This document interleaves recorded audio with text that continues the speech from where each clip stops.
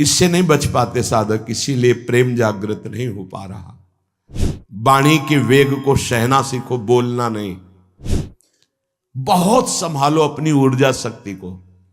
ना संयम है वाणी में, ना संयम है इंद्रियों में, और ना संयम है बोलने में। जो मन आया सो बोलते चले जा रहे। अगर बोलने का अवसर मिला तो जो मन आया बोलते चल, नहीं, ऐसे ऐसे वाक्य बोले जाते हैं कि अंदर से लगता क्या होगा आगे चल करके। ये परिस्थितियां कहीं भी अनुकूल नहीं होती, स्थिति अनुकूल बनाई जाती। भजन के द्वारा स्थिति। कुत्सितवाद, इससे नहीं बच पाते साधक, इसीलिए प्रेम जागृत नहीं हो पा रहा।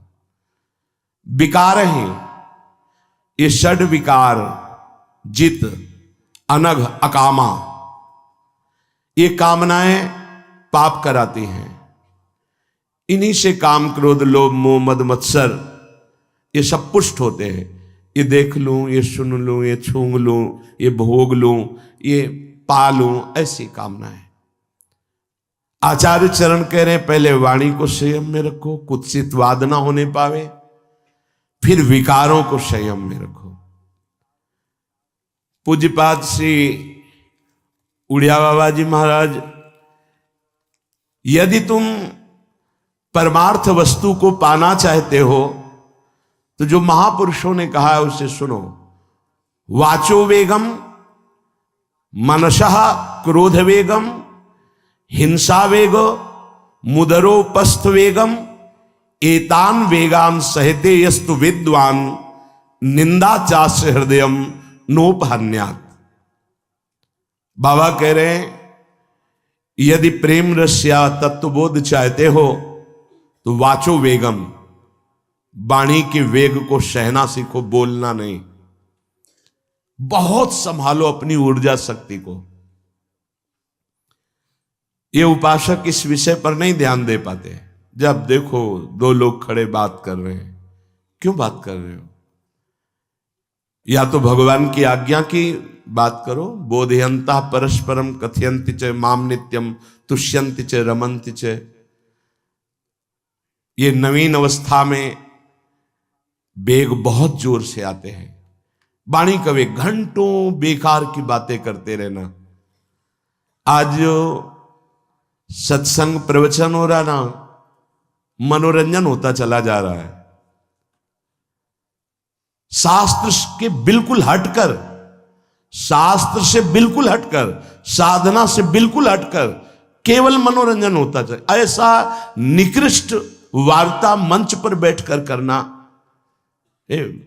शास्त्र विरुद्ध, एकदम शास्त्र विरुद्ध, जैसे देखने को मिला, जैसे एकदम शास्त्र विरुद्ध। ऐसी शब्दों की नहीं। तस्मात् शास्त्रम प्रमाणम थे कार्याकारो व्यवस्थितो। ना संयम है वाणी में, ना संयम है इंद्रियों में, और ना संयम है बोलने में। जो मन आया सो बोलते चले जा रहे। अगर बोलने का अवसर मिला तो जो मन आया बोलते चल, नहीं, वाचो वेगम, वाणी के वेग को संभालते हुए शास्त्र सम्मत बोलने की बात। एक भी मन भंजन की वार्ता नहीं होती। इंद्रिय, मन, इनको केवल प्रफुल्लित कर दे नाच गा के बजा के। आचार्यों की वाणी ऐसी नहीं रही, महापुरुषों का उपदेश ऐसा नहीं रहा। प्रार्थना मान लीजिए, ऐसी वाणी सुनिएगा मत, कान में अंगुली डालिए और चल दीजिए, नहीं तो भ्रम पैदा हो जाएगा। अगर शास्त्र सम्मत वार्ता नहीं है तो कोई भी बोल रहा हो हमें नहीं सुनना चाहिए। ये प्रवचन, ये सत्संग, ये श्रीमद् भागवत का साप्ताहिक अनुष्ठान, ये जगत मंगल के लिए है, ये मनोनिग्रह के लिए है, ये इंद्रिय निग्रह के लिए है। ये मन और इंद्रियों को प्रफुल्लित करके विषय रस में डुबोने के लिए नहीं है, भगवदानंद के लिए।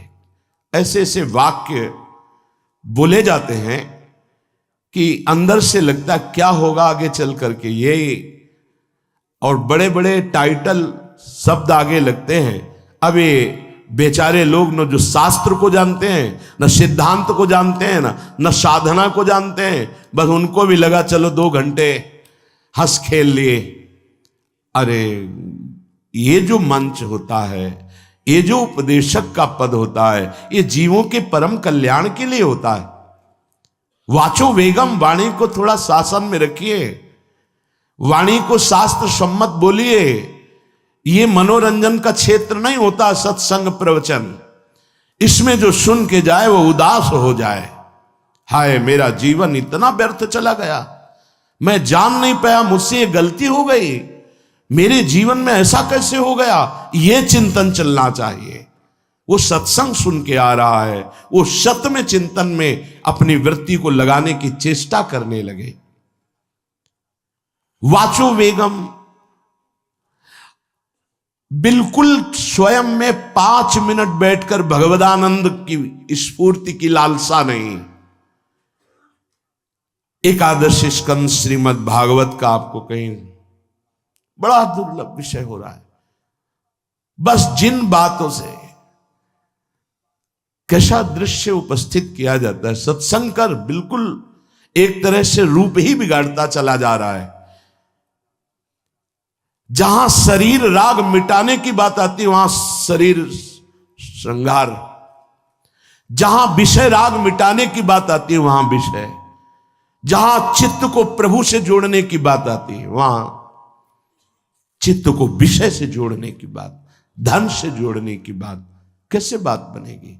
इस शास्त्र संसार के सत्यत्व का भ्रम मिटाने के लिए है, प्रभु में सत्यत्व बुद्धि दृढ़ करने के लिए है।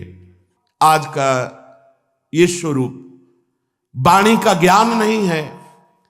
जब तक आप त्रिकाल संध्या नहीं करते, जब तक आप गायत्री अनुष्ठान नहीं करते, जब तक आप मंत्रानुष्ठान नहीं करते, आप शास्त्रों की बातों को नहीं समझ सकते।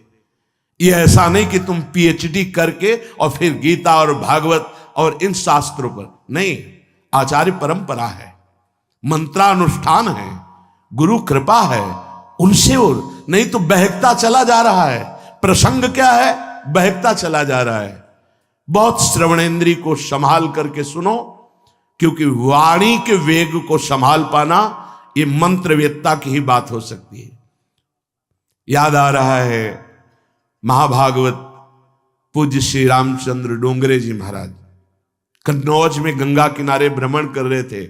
उस समय क्या कथा का स्वरूप, जितने सब समाधिस्थ भाव में, सबके आंसू, और आपके सामने ठाकुर जी विराजमान, उन्हीं पे एक टक लगाए, आंसुओं की झड़ी चल रही। जो चढ़ा वह वहीं छोड़ दिया और चल दिया।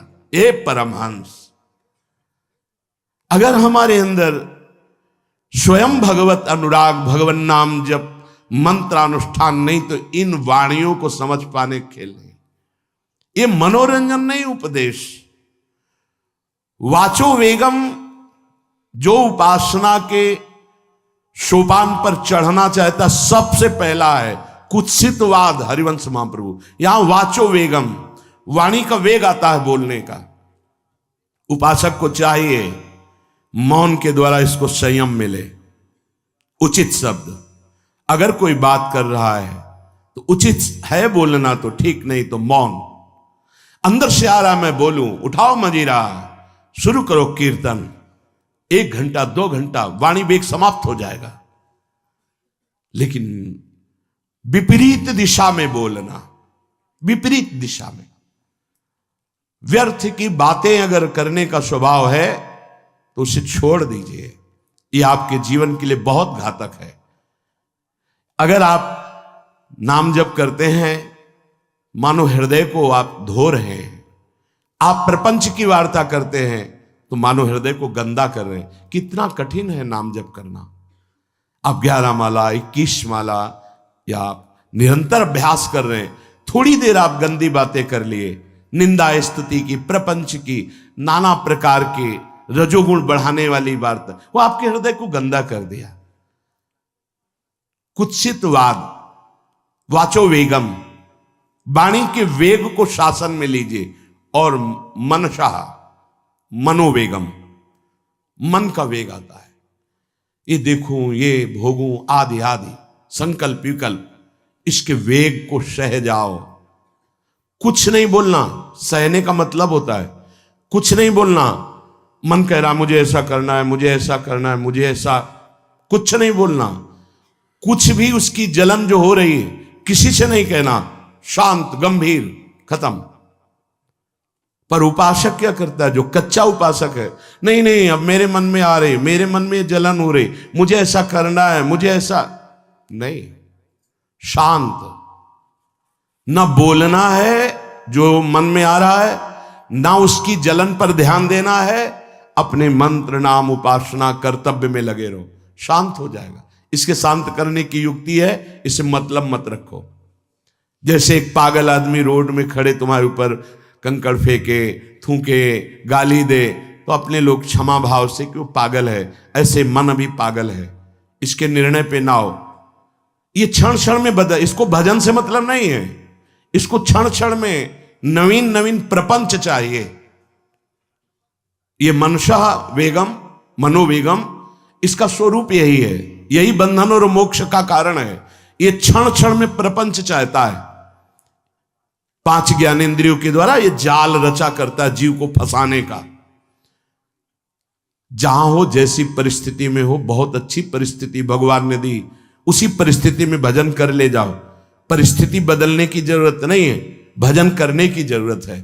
भजन कर ले गए तो स्थिति बदल जाएगी, परिस्थिति नहीं। परिस्थितियां कहीं भी अनुकूल नहीं होती, स्थिति अनुकूल बनाई जाती। भजन के द्वारा स्थिति, जीवन में कभी कोई परिस्थिति ही ऐसी नहीं रही जिसमें भजन किया जा सके। जीवन में पूरे, अगर पूरे जीवन के तारतम्य को देखते हैं तो एक कष्ट की वेदी पर स्वाहा ही स्वाहा होता रहा है। जीवन की आहुति केवल कष्ट पर, और आज भी कष्ट ही कष्ट। फिर आप सोचोगे सुख किसे कहते हैं? ऐसे कांटों वाले पेड़ पर ऐसा सुगंधित फूल खिलता है कि जिससे परमात्मा मुग्ध हो जाता है। जीवात्मा नहीं, परमात्मा मुग्ध हो जाता है। वो ये मार्ग है। उस सुमन को लेकर वो अपने श्रृंगार में लगा लेते हैं। सुमन, सुंदर मन, ये कांटों पे खिलता है। जैसे गुलाब का फूल कांटों पे नहीं खिलता, हाँ ये कांटे हैं। हर द्वंद्व की पीड़ा को सहता हुआ जब उपासक आगे बढ़ता है तब सुमन खिलता है। उस सुमन को प्रियाजू अपने केश पास पे धारण करती है। उस सुमन को प्रियाजू अपने कर कमल में लेती है। अगर आप सहना नहीं सीखे, मांगे बनी रही हृदय की, ऐसा हो तो भजन हो सकता है, ऐसा हो तो भजन, तो लिख लो आप। मन बहुत चंचल है, इसको हर समय नवम नवम नवम, जहां जैसी परिस्थिति उसी में भजन करके निकल चलो। गृहस्थ में हो, विरक्त में हो, गांव में हो, शहर में हो, जहां जैसी परिस्थिति, परिस्थिति बदलने की कोशिश मत करो, स्थिति बदलने की कोशिश करो। जिनको लगता है परिस्थिति बदल जाएगी तो भजन होने लगेगा, नहीं। भजन होने लगेगा तो किसी भी परिस्थिति में भजन होने लगेगा। भजन नहीं तो किसी भी परिस्थिति में नहीं होगा, पक्का समझ लीजिए। इसलिए मनोवेगम, ये जो मन का वेग आ रहा है, इसको आप सहना सीखो और प्रियाजू पर भरोसा रखो। उनको जैसी परिस्थिति देनी होगी दे देंगी ना, भरोसा रखो। अगर मांग मुख से निकाल दी तो अधूरापन साबित हो जाएगा कि हमको ये खाना पीना, ये हमको पहनना, ये ऐसी परिस्थिति, ये ऐसी छोड़ दो। जोई जोई प्यारो करे सोई मोहि भावे। शांत हो जाओ, मन के वेग को सह जाओ। क्रोध वेगम, महाप्रभु कह रहे कुत्सितवाद विकार ही। समस्त विकारों में प्रधान विकार होता है काम। काम से ही क्रोध का प्रादुर्भाव होता है। क्रोध एक वृत्ति है जो आने जाने वाली, स्थायी कोई नहीं है। जिस समय आपके अंदर क्रोध आए, इस समय मौन होकर हट जाइए वहां से। तुरंत जाकर थोड़ा ठंडा पानी पिए, प्रभु के चरणारविंद की तरफ अपनी वृत्ति को ले जाने की कोशिश कीजिए। उस व्यक्ति से चिंतन हटाइए जिससे क्रोध आ रहा है, उस व्यक्ति की उस क्रिया से चिंतन हटाइए जिससे क्रोध आ रहा है, हट जाइए। ये क्रोध का वेग अगर आता रहा तो भजन करने पर भी अनुभव नहीं हो पाएगा। एक बार अच्छे से क्रोध आ जाए, अंदर हृदय जल जाए, तो 1 महीने भजन के प्रभाव को रोक देता है पूज्य बाबा के उसमें। फिर आप अगर 12 बार साल में आ गया तो क्या अनुभव में आ गया। इसीलिए 20-20, 50-50 वर्ष हो रहे हैं, कुछ अनुभव में नहीं आ रहा। बहुत सावधान। क्रोध हमारा नाश करता है, किसी और का नहीं। हमारे भजन का, हमारे हृदय के आनंद का, हमारी वृत्ति का बड़ा हल्का स्वरूप हो जाता है क्रोधी पुरुष का। इसलिए क्रोध को सहना है, उसके वेग को सहना है। वाणी के वेग, मन के वेग और क्रोध के। अगर क्रोध के वेग को सह गए तो अगला है हिंसा का वेग। वो अपने आप सह जाओगे, क्योंकि क्रोध से ही हिंसा होती है। हिंसा का वेग, वाणी के द्वारा बहुत हिंसा होती है। ऐसे कठोर वचन बोल दिए जाते हैं जो हृदय को चुभते रहते हैं। बाहर का डंडा लगा है, पिटाई हुई तो 2-4 दिन में ठीक हो जाएगा, लेकिन हृदय में जब पिटाई की जाती कठोर वचन के द्वारा, तो 10 साल बाद अगर दिखाई दे तो फिर ये वो बोला था, ऐसा बोला था, वो हृदय में घाव बना रहता है। वाणी का हिंसात्मक स्वरूप प्रायः क्रोधी जनों में ही पाया जाता है। अगर क्रोध वेग को सह गए तो वाणी के द्वारा हिंसा नहीं होगी। और मन के द्वारा मलिन हृदय में हिंसा का भाव होता है कि चलो हम वैष्णव में मारेंगे तो नहीं, पीटेंगे तो नहीं आपको, लेकिन भगवान तुम्हारा नाश करेंगे, भगवान बहुत जल्दी, ऐसा भाव मन में, ये भी हिंसा है। शरीर के द्वारा तो ना वाणी के द्वारा, ना मन के द्वारा, ना शरीर के द्वारा। क्यों? उसके हृदय में भगवान बैठे हैं, हमको उनको रिझाना है, हमें निर्दोष होकर भगवत प्राप्ति करनी है। ये हजारों दोषों की पंक्तियां यहां हैं। कोई कह दे हम निर्दोष हैं, हमें लगता है कि यही सबसे बड़ा दोष है। नहीं तो अंदर देखा जाए ना तो क्रम क्रम से धीरे धीरे निर्दोष हुआ जा रहा है प्रभु की कृपा से। कोई जन्म से निर्दोष नहीं होता, वो तो अवतार होते हैं भगवान के। एक पद में था, शरण जिसको ले ली हृदय से लगा, और विषय पंख से धीरे धीरे, क्रमशः विषय पंख से धीरे धीरे उसको हटाया। हित जो महाराज जी के लिए आया, हमारे हृदय को धीरे धीरे निर्विषय किया जा रहा है। और सहत सहत बाढ़े भगत ग्रहतन गुरु हितगार, इन दोनों का मिलान कर धीरे धीरे सहाते सहाते हमें निर्विषय किया जा रहा है। आचार्य चरण, इष्ट देव, गुरुदेव कर रहे, हमको राजी रहना है। जैसी परिस्थिति है, जैसी भी हमें गुरुदेव रख रहे हैं, इष्ट देव रख रहे हैं, हमें राजी रहना है। इससे क्या होगा कि हमारे अंदर क्रोध नहीं आएगा, गुस्सा नहीं आएगा। नहीं, ये इतना बेईमान मन है कि इष्ट देव पे भी गुस्सा कर सकता है, ये आचार्य पे भी गुस्सा कर सकता है, ये परम कृपालु गुरुदेव पर भी गुस्सा कर सकता है। क्रोध वेग सह गए तो वाणी और मन और शरीर के द्वारा जो हिंसा का वेग है उससे बच जाएंगे। फिर कह रहे हैं उदर वेगम, उदर वेग भूख। आप लोगों को तो हमें लगता है कि इस वेग को सहना ही नहीं पड़ता। ये जो विरक्त गंगा किनारे घूमने वाले हैं, इनको ज्यादा इस वेग को सहना पड़ता था, क्योंकि प्रायः कभी ऐसे शाम के समय पहुंचना होता, जब आप गंगा किनारे नहीं रुक सकते तो आश्रम, अब वहां पूछ लिया तो पूछ लिया, नहीं पूछ लिया तो राधे श्याम पढ़े। अगर कोई मंदिर मिल गया तो हम आश्रम आदि कोई खोजना ही नहीं, गांव में तो जाना ही नहीं है, क्योंकि नवीन अवस्था में कभी गांव में भिक्षा भी नहीं मांगी, आकाश वृत्ति का ही आश्रय लिया जो शास्त्र सम्मत। गांव में कभी पूरे जीवन में किसी गांव में किसी एक रात्रि किसी घर में कभी शयन नहीं। गांव के किनारे मंदिर मिला या कोई आश्रम संत जनों का, वहां भूख के वेग को जो सह जाए तो भजन में बहुत रुचि हो जाती, क्योंकि भजन से चित्त हटेगा तो भूख व्याकुल करेगी, और उसकी व्याकुलता से बचना है तो भजन में लगना पड़ेगा। और आपको सच्ची कहते हैं कि कई कई दिन भोजन न मिलने पर भी शरीर में गंगा जल के कारण कभी कमी महसूस नहीं हुई। जो दूध में पावर है उससे अधिक सामग्री गंगा जल में है।